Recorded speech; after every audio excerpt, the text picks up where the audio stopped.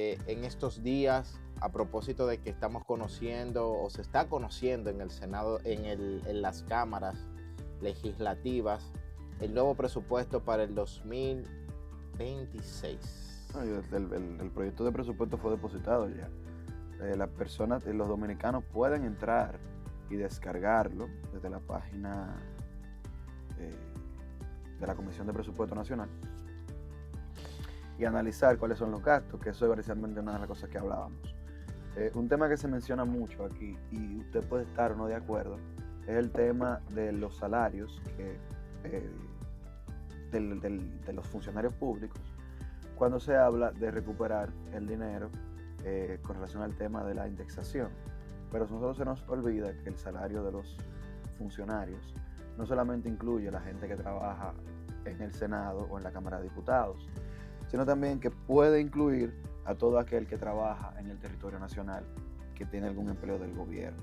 La empleabilidad del Estado dominicano, ahora mismo creo que son dos empleos por cada 5, si no me equivoco, que es menor a lo que era antes, que era 1 de cada 3. Y eso es bueno. Significa que el sector privado de nuestro país está tomando la rienda en el tema de la empleabilidad.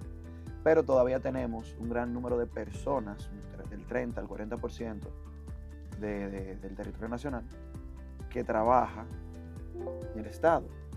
Y esos son parte de los salarios que se ven en la nómina pública. Lo que pasa es que, por ejemplo, la realidad es que una gran parte de la población depende de sus trabajos gubernamentales, y por eso hasta cierto punto yo entiendo que no solamente son los esfuerzos por nosotros, digámoslo de esa manera, el gobierno poder cubrir esa ausencia de quizá de innovación, de desarrollo que hace falta. Nosotros tenemos que crear las condiciones, y era lo que hablábamos en el día de ayer. Se necesitan las condiciones no solamente para que las personas puedan bancarizarse, puedan desarrollar todo su esquema de negocio, sino también que se necesita el apoyo, el soporte para que pueda diversificarse el tema de la dependencia de la nómina pública. Realmente muchas veces, si tú te das cuenta, el nivel tan bajo que nosotros tenemos en escolaridad da paso a todo el uso e implementación de distintas políticas para tratar de subsanar esas diferencias en las cuales las personas normalmente se ven y requieren un tipo de ayuda. Y no recuerdo dónde era que escuchaba en el día de ayer que se hablaba precisamente de las ayudas sociales, y se mencionaba que según estadísticas del propio Banco Central, nosotros tenemos alrededor de 600,000 hogares en extrema pobreza. Pero cuando vemos los datos y las estadísticas de las ayudas sociales, estamos dando ayudas por 1,000,000 y pico de hogares. Entonces, ahí mismo tenemos una discrepancia entre esos datos, son datos oficiales que pueden consultarlo, que deben ser aclarados. Todo ese tipo de cosas, no creo que sea justo tú decir que es culpa de este gobierno. Es más bien una deuda social, porque si muy bien podemos reconocer que la República Dominicana ha avanzado en términos de desarrollo, todavía tenemos deudas pendientes que ese desarrollo no ha logrado cubrir. No solamente eso, hay personas que han logrado salir de la condición de extrema pobreza, que todavía se mantienen por debajo de la línea de lo que del se umbral, consideraría clase media, que dependen de ciertas ayudas sociales para mantener cierto grado de estilo de vida con su presupuesto. Yo sí he visto personas que ganan 20,000 pesos y mantienen una familia. de 4. De 4. He visto 30,000 pesos que mantienen una familia de 4, viviendo en diferentes partes de nuestro país. Y muchas de esas personas que no tienen un mal salario, que tienen un plato de comida en su casa todos los días, quizás dependen del bono gas para poder cocinar en su casa. Es muy probable. Es muy probable. Como también se puede tener casos de familias que tienen 2, 3 personas que trabajan y llevan a la casa un total de 60, 70 mil pesos, que tampoco viven mal, pero que puede que dependan de la tarjeta Supérate, creo que se llama. Sí. Para algunas cosas. O sea, en ese punto, ahí es que nosotros tenemos el tema de revisar ¿Cuáles son las condiciones? cuáles son las condiciones de cada uno. Y yo te voy a decir algo, o sea, la realidad es que esos programas tú no los puedes eliminar de golpe. ¿Por qué? Porque esos programas, hasta donde yo los conozco y conozco algunas zonas del país, son los que por lo menos llevan a la casa el aceite o el arroz. Mira, yo me voy a hacer responsable por lo que voy a decir ahora.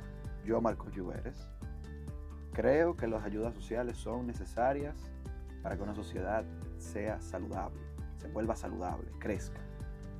Pero yo creo que la medida de brindar esas ayudas debe ser revisada en nuestro país para evitar abusos del sistema, para evitar personas que sigan recibiendo las ayudas o para evitar que personas que deberían recibirlas no las reciban porque otra persona las recibió de una manera ilícita.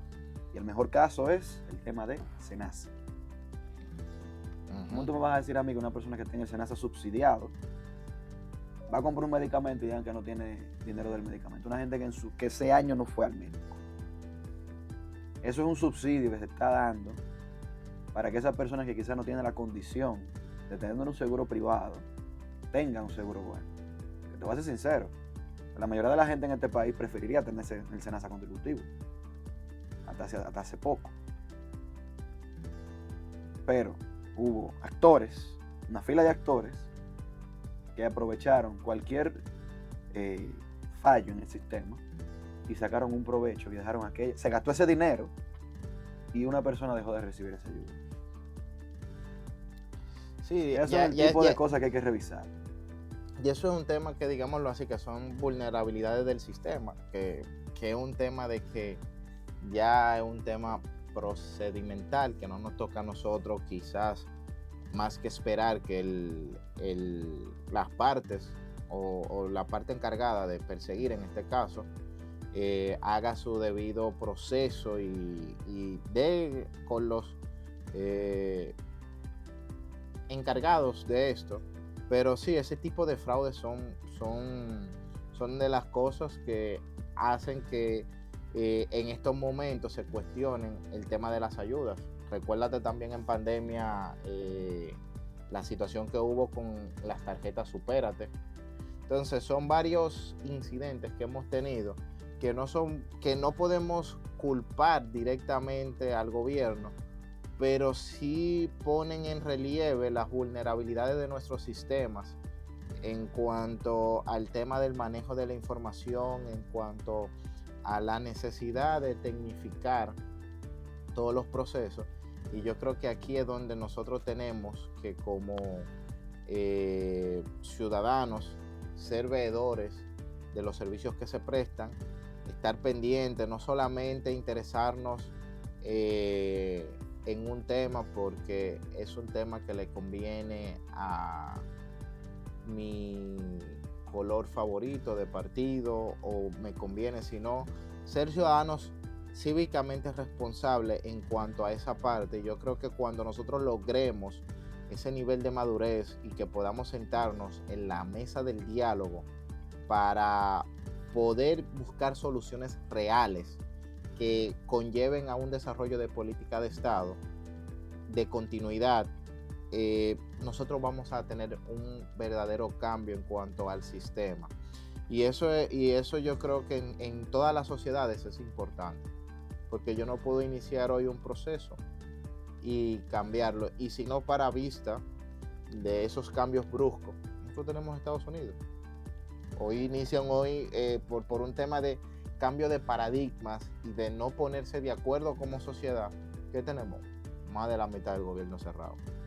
Más de la mitad, pues más de 30 días. por más de 30 días, el cerrón más largo, luego de que ha sido siempre una sociedad de consenso. Ayer se anunciaba que ya eso iba a empezar a afectar directamente la parte aeronáutica. ¿Por qué? Porque no se tiene el presupuesto. Entonces, nosotros tenemos que dar y revisar toda esa parte de cara al futuro, porque ahora mismo lo estamos viendo muy superficial, y yo creo que hay temas que se necesitan abordar y que la República Dominicana como nación necesita poner sobre la mesa y llegar a consenso.